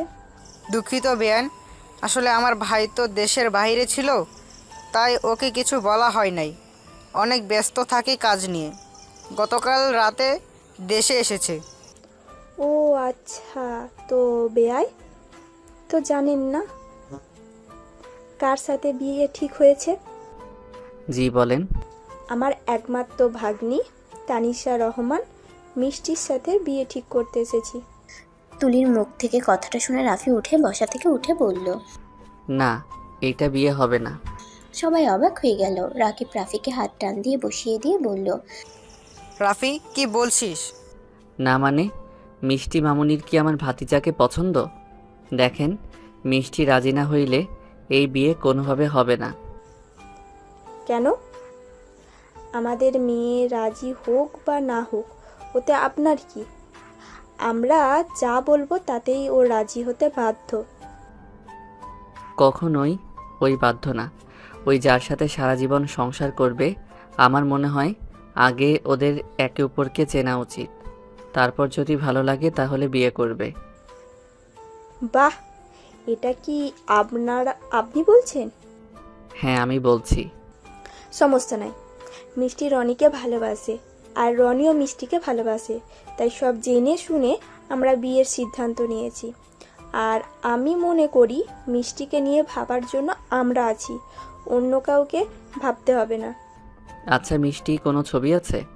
না মানে আমারও তো দেখা দরকার, আমার ভাতিজার বউ কেমন দেখতে হয়েছে। সরি, মানে দেখতে। দুঃখিত। আমার মনে হয় বিয়ের পরে দেখা আপনার জন্য ভালো। রাফি কিছু বলতে যাবে, সাথে সাথে রাফির ফোনটা বেজে উঠল। রাফি অনুমতি নিয়ে কিছুটা দূরে গিয়ে কল রিসিভ করলো। কথা বলা শেষ করে সবার সামনে গিয়ে বলল, ভাইয়া ওনাদের আপ্যায়নে যেন কোনো কমতি যেন না থাকে। আর বিয়ের ডেট কবে দাও আমাকে বলো, আমি সময় মতো চলে আসব। আমাকে আবার লন্ডন যেতে হবে। কি বলছিস? এই তো গতকাল আসলি আবার।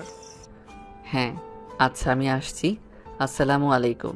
রাফি কথাটা বলে রুমে চলে গেল। লাগেজ গুছিয়ে রেডি হয়ে নিল। ম্যানেজারকে দিয়ে ফ্লাইটের টিকিট কেটে নিল। তারপর লাগেজ নিয়ে সিঁড়ি ভেঙে নিচে আসলে রায়হানের আম্মু বলে উঠল, তুমি আবারও চলে যাচ্ছ? জি, রায়হানের খেয়াল রাখেন। রাফি কথাটা বলে সবার থেকে বিদায় নিয়ে চলে গেল। 2 মাস পর রনির মিষ্টির বিয়ে হয়ে যায়। রাফি নিজের কাজের চাপে আসতে পারে না। 3 মাস পর রাফি দেশে ব্যাক করে। এয়ারপোর্ট থেকে বের হয়ে গাড়িতে উঠে বাসায় চলে আসে। বাসার ভিতর নেমে পড়ল। লাগেজ নিয়ে সদর দরজায় নক করলে কাজের মেয়ে খুলে দিল। রাফির হাত থেকে লাগেজ নিয়ে যেতে লাগলো, আর একটা রাফি নিচে নিয়ে গেল। বসার ঘরে যেতেই রায়হান আব্বু বলে ডাক দিয়ে দৌড়ে এসে রাফিকে জড়িয়ে ধরল। রাফি রায়হানকে কোলে তুলে নিয়ে আদর করতে বলল, সরি বাবা, দেরি করে আসতে হলো। আমার চকলেট দাও। সবার জন্য সব কিছু নিয়ে এসেছি, তোমার চকলেটও আছে। রায়হানকে কোল থেকে নামিয়ে দিয়ে লাগেজ নিয়ে সামনের দিকে এগিয়ে যত যেতে লাগলো, বুকের ভিতরে তত ধুকপুক করতে লাগলো। আর কয়েক পা সামনে যেতেই রাফি থমকে গেল। রাফি অবাক দৃষ্টিতে রাত্রির দিকে তাকিয়ে দেখতে লাগলো। রাত্রি রাফির দিকে এগিয়ে আসতে যাবে, সাথে সাথে রায়হানের আম্মু এসে বলল, রাফি তুমি চলে এসেছো, আসো বেআইনের সাথে পরিচয় করিয়ে দেই। রাফির হাত ধরে কাছে নিয়ে যেতেই রাত্রির চোখে পানি টলমল করতে লাগলো। নিজেকে সামলিয়ে নিয়ে বলল, ওয়ালাইকুম আসসালাম। ওয়ালাইকুম আসসালাম, কেমন আছেন? জি আলহামদুলিল্লাহ ভালো আছি। আপনি কেমন আছেন? আপনি ভালো আছেন না দেখে বোঝা যাচ্ছে আপনি অনেক ভালো আছেন বউ বাচ্চা নিয়ে। বেঈমানরা তো চমৎকার মানুষ। রনি, মিষ্টি মামুনি কোথায়? আর বলো না, বৌমা রান্নাঘরে গেছে। কেন? আমাদের সবার জন্য চা বানাতে গেছে। কি ওইটুকু মেয়েকে দিয়ে চা বানাতে কে বলছে? এখনই মিষ্টি মামুনিকে রান্নাঘর থেকে আসতে বলো। রাফির কথা শুনে সবাই আঁতকে উঠল। রায়হানের আম্মু দৌড়ে গিয়ে মিষ্টিকে রান্নাঘর থেকে নিয়ে এসেছে। রাফির সামনে দাঁড় করালে মিষ্টি ভয়ে কাঁপতে লাগলো। রাফি মিষ্টিকে দেখে ওর চোখের পানি যেন আর ধরে রাখতে পারলো না। মিষ্টিকে সোজা শক্ত করে জড়িয়ে ধরলো। এটা দেখে সবাই অবাক হয়ে গেল। রাফি মিষ্টির সারা মুখে চুমু দিতে লাগলো। মিষ্টি রেগে ধাক্কা দিয়ে রাফিকে সরিয়ে দিয়ে বলল, দেখেন, আপনি আমার চাচা শ্বশুর, তাই লিমিটের ভিতরে থাকেন। আমি আপনার ভাতিজার স্ত্রী, আমার সাথে একদম বাজে আচরণ করতে আসবেন না। আমি কিন্তু অন্য মেয়েদের মতো না, অন্যায় দেখলে প্রতিবাদ না করে চলে যাব। মিষ্টির কথা শুনে রনি রেগে গেল। রনি মিষ্টির গায়ে হাত তুলতে যাবে, সাথে সাথে রাফি রনির হাত ধরে রাগের লোক নিয়ে বলল, একদম মিষ্টির গায়ে হাত তুলবে না, তাহলে খুব খারাপ হয়ে যাবে। মিষ্টি আম্মু, তুমি বলতে থাকো, তোমার কথা শুনতে অনেক ভালো লাগছে। রাফির কথা শুনে সবাই যেন হাঁ হয়ে গেল। মিষ্টির রাগের লোক নিয়ে বলল, উনি আমার স্বামী, আমার গায়ে হাত তুলতেই পারে, আপনি ওনাকে শাসন করার কে? মিষ্টির কথা শুনে রাফির অনেক হাসি পেতে লাগলো। রাফি হাসতে হাসতে বলল, মাশাল্লাহ, আমি নিশ্চিত তুলি আপু এইসব শিক্ষা দিয়েছে। তুলি আপু ছাড়া এমন কঠোর কেউ নাই ওই ফ্যামিলিতে। ভাগ্যিস তোমার আম্মুর মতো হও নাই। খুব ভালো আম্মুটা, সবসময় এভাবে অন্যায়ের প্রতিবাদ করবে। রনি, তোমার চাচা কি পাগল নাকি? আমি এত অপমান করলাম, উল্টো উনি হাসতেছে, আর এইসব কি বলে? স্টপ মিষ্টি, তোমার লিমিটের ভেতরে থাকো। ভুলে যেও না তুমি এই বাড়ির নতুন বউ। এইভাবে কথা বলার শিক্ষা আমি তোমায় দেই নাই। আর উনি তোমার বাবার বয়সের, উনি তোমায় ভালো মনে জড়িয়ে ধরেছে। এখানে ভুলের কিছু তো আমি দেখছি না। উফ, আমার মেয়েকে বকা দিবেন না তো। রাফির কথা শুনে সবাই অবাক হয়ে তাকাতেই রাফি কথা ঘুরিয়ে বলল, আরে সবাই এভাবে তাকিয়ে আছো কেন? মিষ্টি তো আমার মেয়ের মতো। আচ্ছা শুনো, এই লাগেজটা তোমার, এখানে তোমার বিয়ে গিফট আছে। আর হ্যাঁ, সবাই একটা কথা বলি, কান খুলে শুনে নাও। মিষ্টি এই বাড়িতে যা বলবে তাই শুনবে। সবাই ওকে ওর মতো থাকতে দিবে। কেউ কখনোই ওর মনের বিরুদ্ধে কাজ করাবে না। আচ্ছা সবাই শুনবে, তুমি যাও ফ্রেশ হয়ে নাও।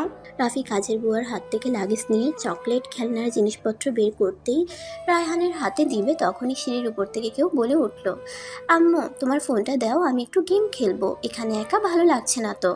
রায়হান তো আমার সাথে খেলে না। রাত্রি আয়ানের দিকে তাকিয়ে বলল, তোমার রায়হানের আব্বু এসেছে, তাই তোমার সাথে খেলতে পারছে না। তুমি এক কাজ করো, তুমি আপুর ব্যাগ থেকে বই নিয়ে পড়ো। রাফি অবাক হয়ে গেল। আয়ান রাত্রির কথা শুনে চলে গেল। রাফি রাত্রির দিকে তাকিয়ে বলল, এই ছেলেটাকে আরে আব্বু, তুমি আয়ান ভাইয়াকে চেনো না?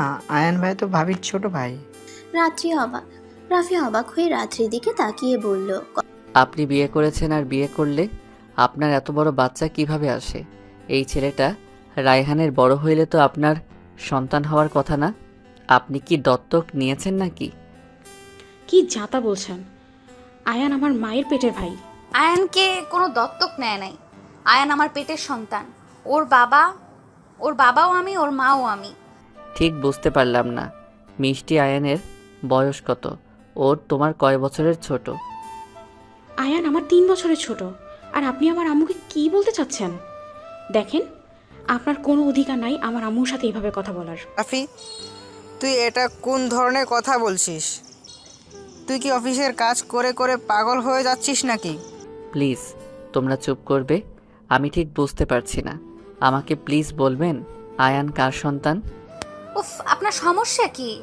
আমি অবৈধ কাজ করছিলাম, সেইখান থেকে ওই এসেছে, আর কিছু বলবেন? প্লিজ বাজে কথা বলবেন না। আপনি ওকে নিশ্চয়ই দত্তক নিয়ে এসেছেন।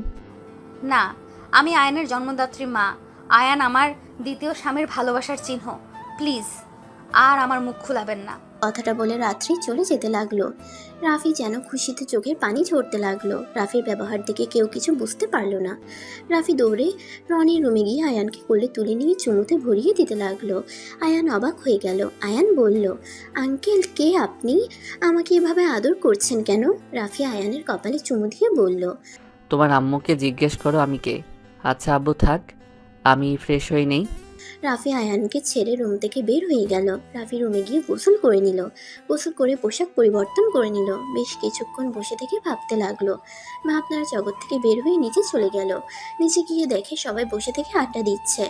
আয়ান রায়হানকে খেলতে বলছে, কিন্তু রায়হান উঠছে না। রাফি আয়ানের পাশে বসে আয়ানকে বলল, চলো আমি তোমার সাথে খেলবো।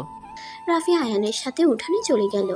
রায়হান ক্রিকেট ব্যাটার বল নিয়ে আসলো। রাফি ব্যাটিং করতে লাগলো, আয়ান বোলিং করতে লাগলো। সবাই বারান্দায় বসে ওদের খেলা দেখতে লাগলো। রনিকে আয়ান বলে, দুলা ভাই আপনিও আসেন না, 3 জন খেলে মজা হচ্ছে না। রায়হানের আম্মু বলে উঠল, রাফি একটা কথা বলি, রেগে যাবে না তো? না বলেন। আমরাও একটু খেলি। না না, আপনার সাথে আমি জীবনেও পারবো না। আপনি ক্রিকেট ক্যাপ্টেন ছিলেন। আরে আমরা মেয়েরা এক দল আর তোমরা ছেলেরা এক দল হয়ে গেল। রনি, রাকিব ভাইয়া, সাজু ভাইয়া আর ওরা তো অনেক ভালো খেলে। তুমি ছাড়া সবাই অনেক ভালো খেলে। রায়হানের আম্মুর কথা শুনে সবাই খেলার জন্য রাজি হয়ে গেল। রাত্রিকেও রাজি করিয়ে নিল। ছেলেরা এক দল হলো আর মেয়েরা এক দল হয়ে গেল। 2 দল কয়েন দিয়ে টস করলো। মেয়েদের দল ব্যাটিং করবে, ছেলেদের দল বল করবে। খেলা শুরু হয়ে গেল। রাফি দৌড়াদৌড়ি করতে করতে গেমে একাকার হয়ে গেল। মেয়েদের দল খেলে 120 রান করে ফেললো। ছেলেদের পালা হইলে রাফি বারান্দায় বসে আয়ানকে রায়হানকে কোলে বসিয়ে রুমাল দিয়ে ঘাম মুছে দিল, আর নিজে ঘাম মুছতে মুছতে বলল, উফ মিষ্টি, তুমি এত ভালো খেলতে শিখলে কোথায়? তুমি আর তোমার চাচি আম্মা তো 100 রান করে ফেলছো। আমি ক্রিকেট খেলা স্কুল থাকতে শিখেছিলাম। যাক, শেষমেশ এই বাড়িতে আমার মতো আর একটা মেয়ে আসলো। কথাটা বলে সবাই হাসতে লাগলো। সবাই একটু রেস্ট নিয়ে খেলতে শুরু করে দিল। রাফি একটা 4 মারতেই রাত্রির বুকে গিয়ে সোজা লেগে গেল। সবাই হা হয়ে গেল। রাত্রির বুকে ব্যথা চেপে দিয়ে বসে রাফির সাথে সাথে সবাই দৌড়ে রাত্রির কাছে গেল। রাফি রাত্রির বুকে হাত দিয়ে মালিশ করতে লাগলো আর বলতে লাগলো, রাত্রি, তোমার অনেক ব্যথা করছে। আই এম সরি, আমি বুঝতে পারি নাই তোমার বুকে এসে লাগবে। এই রাত্রি কথা বলো। রাফি কান্না করে দিল। মিষ্টি রাফির উপরে রেগে গিয়ে ধাক্কা দিয়ে সরিয়ে দিল। মিষ্টি রাত্রিকে ধরে বলল, ফালতু একটা মানুষ, নির্লজ্জ কথাকার। একটা মেয়ে মানুষের বুকে হাত দিতে লজ্জা করে না? লজ্জা লম্পট কথাকার। মিষ্টি আমাকে যা ইচ্ছে বলো, রাত্রিকে নিয়ে যেতে দাও। রনি, আমাকে একটু ধরো। রাত্রিকে সবাই ধরতে যাবে, সাথে সাথে রাফি রাত্রিকে কোলে তুলে নিয়ে বাসার দিকে যেতে লাগলো। মিষ্টির রাগে শরীর কাঁপতে লাগলো। রাফি রাত্রিকে নিয়ে বাসার ভিতরে চলে গেল। একটা রুমের ভিতরে গিয়ে খাটে শুয়ে দিয়ে কান্না করতে করতে বলল, এই চোখ খুলে রাখেন, নিঃশ্বাস নিচ্ছেন না কেন? এই কথা বলেন, আপনি আম্মুর মতো করেন না। কথাটা বলে রাফি কান্নায় ভেঙে পড়ল। রাইহানের আম্মু বলল, রাফি, তুমি সরো, বেআইনকে মুখে সিপিআর দিতে হবে। রাফির কথা শুনে সাথে সাথে রাত্রির মুখে মুখ লাগিয়ে বাতাস দিতে লাগলো। মিষ্টি রাফির মাথার চুল ধরে সরিয়ে দিতে নিলে রাফি তারপরও মুখে বাতাস দিতে লাগলো। রাকিব সহ সবাই রাফির উপরে রেগে গেল। তুই কি পাগল হয়ে গেছস? একটা মেয়ে মানুষের শরীরে এভাবে স্পর্শ করতে লজ্জা করছে না? রাকিবের কথা শুনে রাফি রেগে বলল, উফ, তোমরা চুপ করবে প্লিজ? কেউ বরফ নিয়ে আসো আর পানি নিয়ে আসো। রাফির কথা শুনে রাইহানের আম্মু বরফ পানি নিয়ে আসতে চলে গেল। রাফি আবার বাতাস দিতে লাগলো। রাত্রিকে চোখ খুলতে না দেখে রাফি এবার কান্না করে দিল। রাফি কান্না করতে করতে বলল, এই বউ চোখ খুলেন না, আপনি প্লিজ আম্মুর মতো আমারে ছেড়ে যাইয়েন না। এই বউ চোখ খুলেন না। রাফির কথা শুনে সবাই অবাক হয়ে গেল। রাফি আবার বাতাস দিতেই রাত্রি জোরে একটা নিঃশ্বাস ফেলে। তাকিয়ে দেখে রাফি কান্না করছে। রাফি রাত্রিকে শক্ত করে জড়িয়ে ধরে সারা মুখে কিস করে বলল, আল্লাহর কাছে হাজার হাজার শুকরিয়া, আপনি চোখ খুলছেন। ওর আম্মুর পাশে বসে বলল, আম্মু, তুমি ঠিক আছো? হুম। রায়হানের আম্মু বরফ পানি নিয়ে আসলে রাফির হাত থেকে নিয়ে রাত্রিকে পানি খাওয়াই দিতে লাগলো। তারপর সবাইকে বাইরে যেতে বলল। আপনি আগে বাইরে যান, আপনি খুব বাড়াবাড়ি করছেন। ওকে যাচ্ছি, তুমি তোমার আম্মুর বুকে এই বরফগুলো দিয়ে দাও ব্যথা জায়গায়। রাফি রাত্রিকে ছেড়ে দিল। ছেলেরা সবাই বাইরে চলে গেল। রাফি দরজার পাশে দাঁড়িয়ে হাত দিয়ে দেয়ালে একটা পাঞ্চ করলো।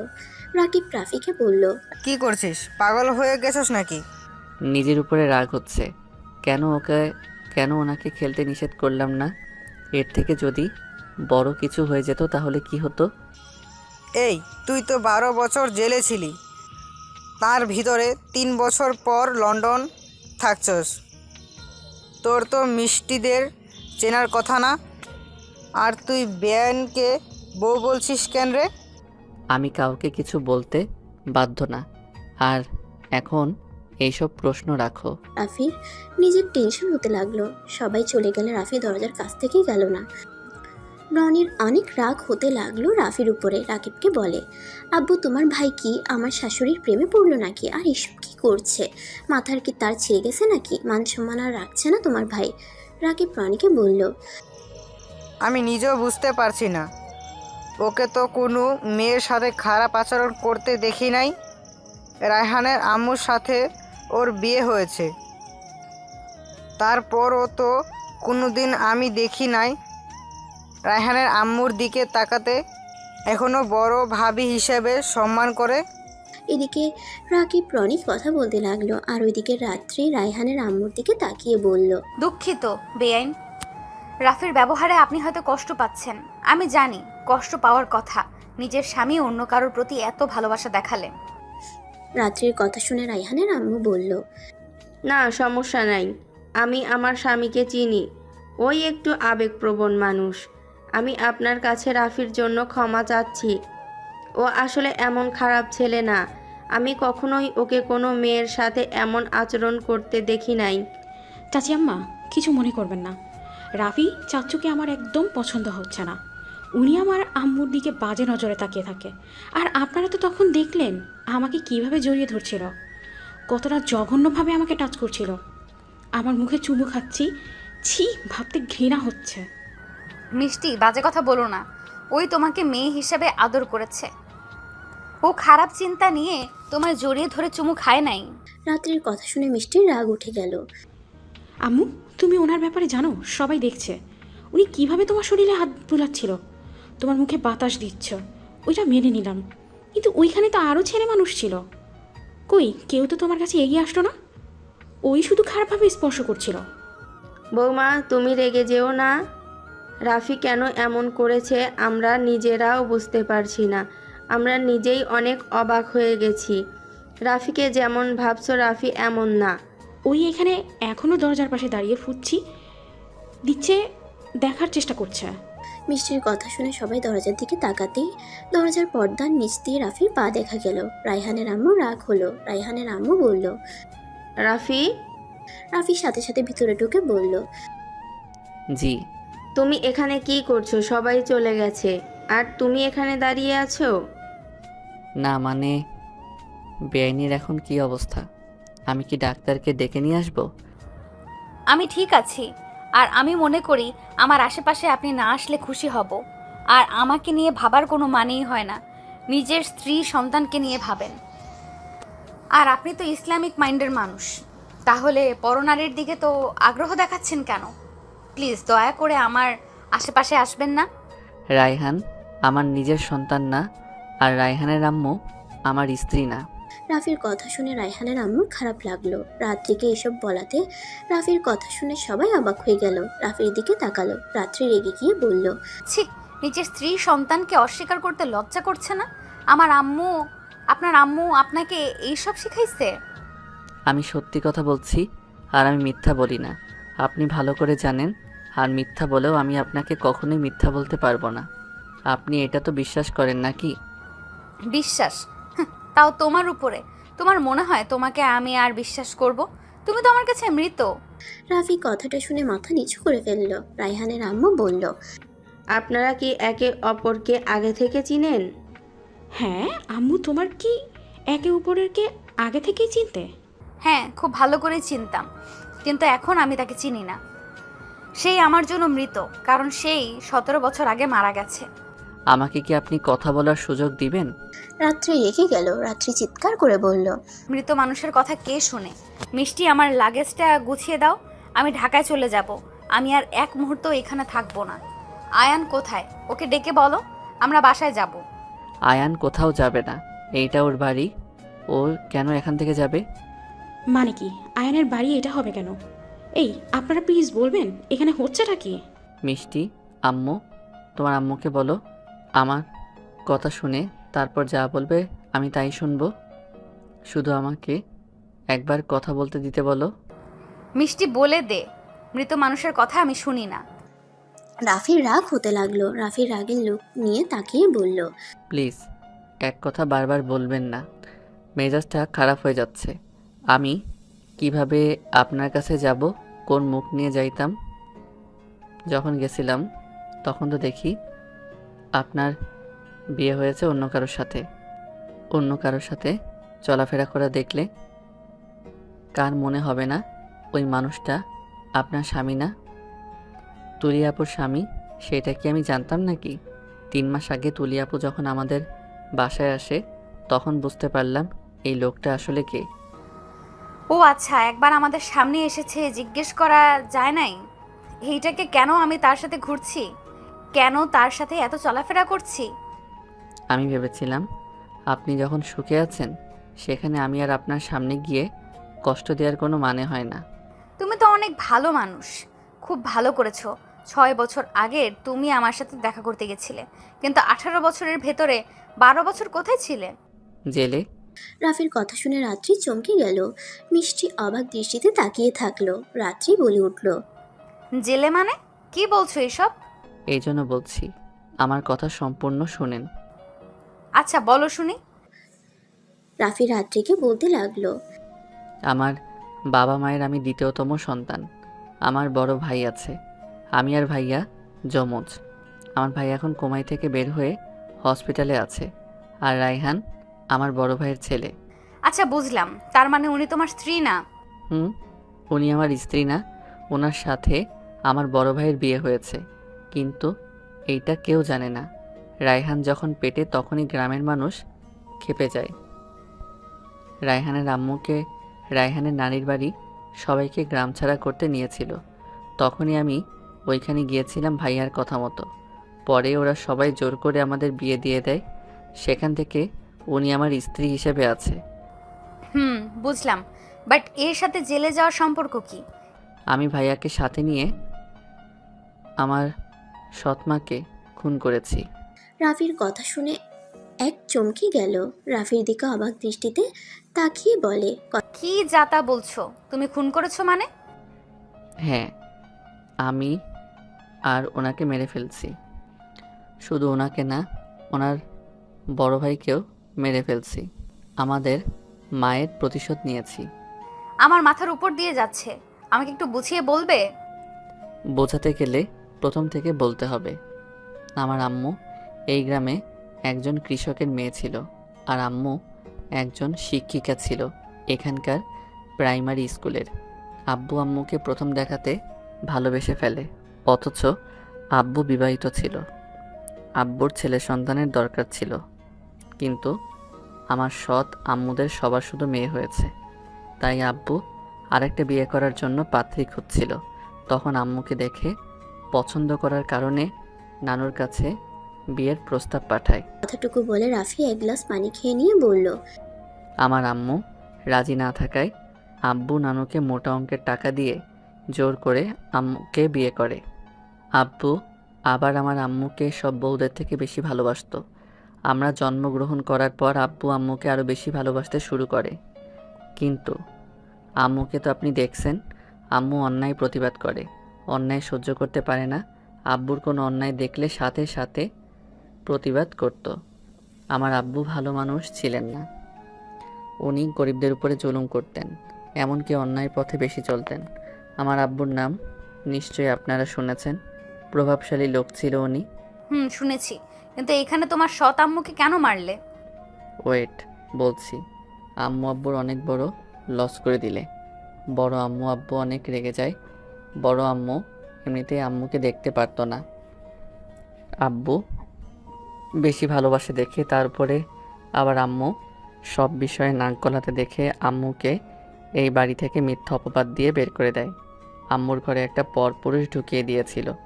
আব্বু না বুঝে আম্মুকে ভুল বুঝে বের করে দিলে আম্মু আমাকে নিয়ে এই গ্রাম থেকে চলে যায়। আমাকে আটকে রাখার চেষ্টা করলে আমি আম্মুর সাথে চলে যাই, আর বড় ভাইয়া তখন ঘুমিয়ে থাকায় আম্মু ভাইয়াকে নিয়ে যেতে পারে না। সেই থেকে আমরা ঢাকা চলে যাই, ওইখানে থাকতে শুরু করি। রাত্রি রাফিকে থামতে দেখে বলল, তারপর কি হলো? তারপর কি, আমাদের সংসার টানাটানি করে একরকমভাবে চলছিল। তারপর কি হয়েছে জানেন তো? আর আমার বড় আম্মু আমাদের খোঁজ পেয়েছিল কিভাবে যেন? সেই দিন রিক্সা অ্যাক্সিডেন্ট বড় আম্মু করিয়েছিল। আব্বুর নাম করে ট্রাকওয়ালা মানুষটাকে ভাড়া করেছিল। কি, তার মানে আম্মুকে খুন করা হয়েছে? হ্যাঁ, সেদিন পুলিশ আমাকে বলেছিল আমার আব্বু নাকি খুন করেছে। আমি এখানে এসেছিলাম, স্বাভাবিকভাবে থাকছি। আস্তে আস্তে বুঝতে পারি আম্মু যে মারা গেছে আব্বু জানে না, এইসব বড় আম্মু করছে। বড় ভাইয়াকে আমি সব সত্যি বললে দুজন প্ল্যান করে আব্বুদের দুর্নীতি সব কিছু পুলিশকে বলে দিয়েছি। সব প্রমাণ দিয়ে সরকারের কাছে দিয়ে দিয়েছি। এইটা জানতে পেরে বড় আম্মু তার বড় ভাইয়া আমাদের মারতে আসে। বড় ভাইয়াকে আগে পেয়ে ভাইয়াকে খুব বাজেভাবে মেরেছিল। আমি তো ভেবেছিলাম ভাইয়া হয়তো মারা গেছে, তাই নিজের রাগে কন্ট্রোল করতে না পেরে আমি দুজনকে রড দিয়ে মাথায় বাড়ি দিয়ে মেরে ফেলি। যত রাগ ছিল সব রাগ খাটিয়ে ফেলি। এই ঘটনা একটা লোক দেখেছিল, পরে পুলিশকে ইনফর্ম করলে আমাকে ধরে নিয়ে যায় আর ভাইয়াকে হসপিটালে নিয়ে যায়। সেই থেকে ভাইয়া কোমা থেকে বের হয়েছে, আর 12 বছর আমি জেল খাটি। আব্বু এইসব শুনে স্ট্রোক করে মারা যায়, আর ভাইয়ার হসপিটালে চিকিৎসা চলছে। রাত্রি রাফির কথাগুলো শুনে কি বলবে বুঝতে পারছে না। রাত্রি রাফির দিকে তাকিয়ে বলল, তার মানে শফিক তালুকদার 2 ছেলে তোমরা ছিলে? তোমাদের ছবি তো নিউজেও দেয় নাই। রাকিব ভাইয়ার ছোট চাচ্চু মিলে রিপোর্টদের আমার ছবি নিতে দেয় নাই, তাই কেউ আমার মুখ দেখে নাই। এখনও কেউ জানে না আমি রফিক তালুকদারের ছেলে, শুধু আমাদের গ্রামের মানুষ কিছুজন জানে। আর আমি জেল থেকে বের হয়ে 3 বছর ছদ্মবেশ নিয়ে থাকছি। আমার পড়াশোনা শুরু করার জন্য আমি লন্ডন চলে গেছিলাম। ওইখানে রাকিব ভাইয়ার সাথে অফিস সামলাচ্ছিলাম আর পড়াশোনা করছি। আর হ্যাঁ, আমি আপনার সাথে দেখা করতে জেল থেকে বের হয়ে গেছিলাম, কিন্তু পরে তো ভুল বোঝাবুঝির কারণ আর আপনার সামনে যাই নাই। I am sorry. এত কিছু হয়ে গেছে আর তুমি এমন স্বামী যে একবার বউকে কল দিয়ে বলতে পারো নাই যে আমি এখানে আসি? একবার ভেবে দেখেছো? আমি কিভাবে তোমাকে ছাড়া চলবো? একবারও কি আমাদের কথা ভাবো নাই? রাত্রির কথা শুনে সবাই অবাক হয়ে গেল। মিষ্টি অবাক হয়ে গেল। রাফি রাত্রির দিকে তাকিয়ে বলল, কি করতাম? আমাকে ক্ষমা করে দিয়েন। আমি তখন যা ভালো মনে করছি তাই করছি। বাহ, তুমি তো নিজের মন মতো চলতে শিখে গেছো। আমি জানি আপনাকে জানানো উচিত ছিল। আমি ভুল করছি, কিন্তু আপনার সাথে যোগাযোগ করি নাই। আরেকটা কারণ ছিল, আমার বড় আম্মু যদি জানতো আপনি আমার স্ত্রী, তাহলে আপনার ক্ষতি করার চেষ্টা করত। অনেক দিক ভেবে আমি এমন কাজ করছি। আম্মু কি বলছে উনি? তুমি তার স্ত্রী মানে? ঠিক শুনছো রাফি, আমার স্বামী। এই জন্য ওই আমার এতটা কাছে এসেছে। আর রাফি তোমাকে অনেক ভালোবাসে। ওই তোমাকে প্রথম দেখাতেই নিজেকে কন্ট্রোল করতে পারে নাই। আমি কিছুই বুঝতে পারছি না। তুই শান্ত হও, আমি তোমাকে বুঝিয়ে বলছি। রাত্রি মিষ্টিকে বিয়ের থেকে রাফির বের হয়ে যাওয়া সবকিছু খুলে বলল। মিষ্টির চোখের পানি চলে আসলো। মিষ্টি রাফিকে জড়িয়ে ধরে বলল, আব্বু আমাকে ক্ষমা করে দেন, আমি বুঝতে পারি নাই। আর আম্মু বা কেউ আমাকে কোনোদিন আপনার সম্পর্কে কিছু বলেই নাই, তাই আমি আপনাকে চিনতে পারিনি। শুধু দেখেছি আপনার জন্য প্রতি রাতে কাঁদতে দেখেছি, কিন্তু কেন কান্না করছে সেটাও জানতাম না। কখনো জিজ্ঞেস করলে বলেও নাই। রাফি মিষ্টিকে নিজের কাছ থেকে সরিয়ে চোখের পানি হাত দিয়ে মুছে কপালে চুমু দিয়ে বলল, দূর পাগলি, আমি কি আমার মিষ্টি আম্মুর উপরে রাগ অভিমান করতে পারি নাকি? আর আমার মেয়েটা যে তোতা পাখির মতো এত কথা বলতে পারে, আমার বিশ্বাস হচ্ছে না সেই ছোট মেয়েটা যে এত বড় হয়ে গেছে। রাফির কথা শুনে মিষ্টি ফিক করে হেসে দিল। ওদের হাসতে দেখে সবাই হেসে দিল। রায়হানের আম্মু বলল, এই তার কারণ। এজন্যই তো বলি মেয়েদের থেকে এত দূরে কেন থাকে। আচ্ছা চাচি, আমাকে কি বলবো? মেজো আম্মু বলবো নাকি চাচি আম্মা বলবো?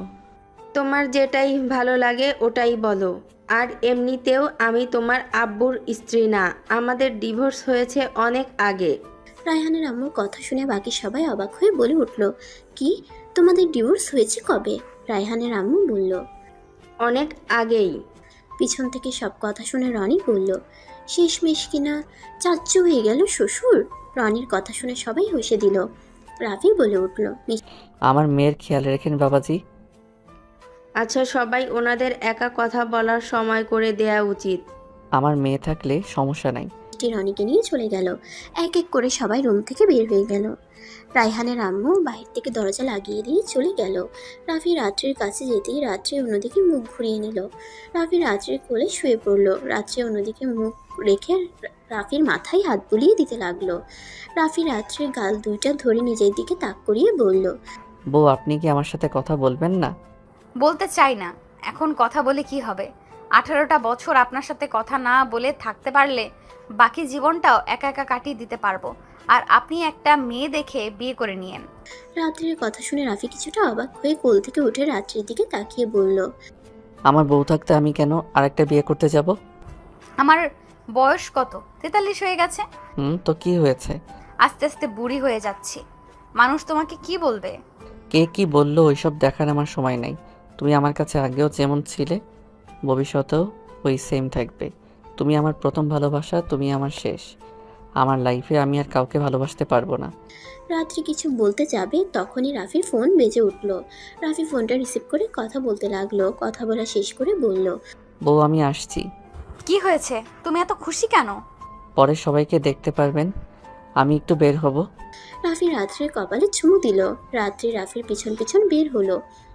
বসার ঘরে গিয়ে বলল, ভাবি, আজকে একটু সেজে থাকেন তো। রাফির কথা শুনে রায়হানের আম্মু অবাক হয়ে বলল, ইয়া, তুমি কি নিজের বউ বলার জায়গায় আমাকে বলছো নাকি? আরে না, আমি আপনাকে বলছি আপনি একটু সেজে থাকেন। ও মা, কেন? দূর, আপনাকে এত প্রশ্নের উত্তর দিতে পারবো না। রাকিব ভাইয়া আর রনি আমার সাথে একটু চলো তো। বুঝতে পারছি কোথায় যাবি। আচ্ছা থাক, আমি লুঙ্গিটা পরিবর্তন করে আসছি। রনি, তুই চাচ্চুর সাথে যা। রাফি আর রনি বাহিরে চলে গেল। মিষ্টি রাত্রির দিকে তাকিয়ে বলল, আম্মু আব্বুর আবার কি হলো? জানি না, এই ওর হুট করে কল আসা দেখলে আমার ভয় লাগে। আর আম্মু আগেই বলেছিল ওই একটু চাপা সাইজে, কোনো কিছু সহজে বলতে চায় না। ফালতু একটা স্বভাব। কি বললে ডাকবো বুঝতে পারছি না, কিন্তু আসলে রাফি এমন না। ওদের ভাইরা এমন। আমাকে তুমি ভাবিও বলতে পারো, আপুও বলতে পারো। আম্মু, আয়ানের কাছে যাও তো, ও ভয় পেয়ে আছে। রাত্রি মিষ্টির কথা শুনে চলে গেল। সন্ধ্যায় রাফিরা ফিরে আসলো। দরজায় নক করলে কাজের মেয়ে দরজা খুলে দিল। সবাই এক এক করে ভিতরে ঢুকলো। ভিতরে গিয়ে রাফি মিটিমিটি করে হেসে বলল, ভাবি। ভাবি ডাক শুনে রাফির দিকে তাকাতেই রাফির পিছন থেকে রকি বের হয়ে আসলো। রকিকে দেখে রায়হানের আম্মুর সাথে সবাই দাঁড়িয়ে পড়ল। রায়হানের আম্মু কয়েক পা পিছিয়ে গেল। খুশিতে দৌড়ে এসে রকিকে জড়িয়ে ধরলো। রকি রায়হানের আম্মুকে জড়িয়ে ধরে কান্না করে দিল। কপালে চুমু দিয়ে রায়হানের আম্মুকে শান্ত করতে লাগলো। রায়হানের আম্মু বলল, আমার বিশ্বাস হচ্ছে না তুমি হাঁটতে পারছো, আমার সামনে তুমি দাঁড়িয়ে আছো। ভাবি ভাইয়াকে রুমে নিয়ে যান। আর সেজে থাকতে বলেছিলাম তা করে পেতনির মতো হয়ে আছেন। রাফির কথা শুনে সবাই হেসে দিল। রায়হান দৌড়ে এসে রাফিকে জড়িয়ে ধরে বলল, আব্বু তোমার মতো দেখতে এই আঙ্কেলটা কে? এইটা তোমার আঙ্কেল হয় না, এটা তোমার আব্বু। আর আমি আয়নের আব্বু হই। আব্বু তুমি আমার সাথে মজা করছো? আব্বু আমি তোমার কণ্ঠ চিনি, তুমি আমার আব্বু। না, এটাই তোমার আসল আব্বু, এদিকে আসো।